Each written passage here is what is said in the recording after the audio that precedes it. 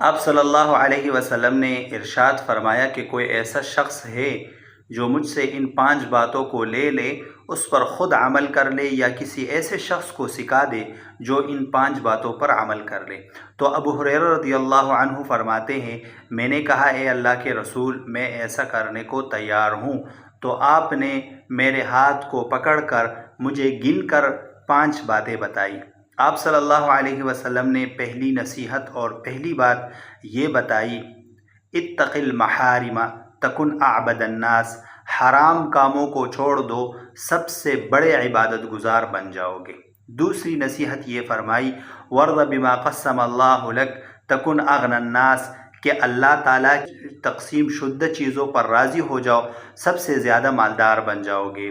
اور تیسری نصیحت آپ صلی اللہ علیہ وسلم نے یہ فرمائی، وَأَحْسِنْ إِلَىٰ جَارِكَ تَكُنْ مُؤْمِنًا، کہ اپنے پڑوسی کے ساتھ اچھا سلوک کرو، اچھا برتاؤ کرو، تم پکے مومن بن جاؤ گے۔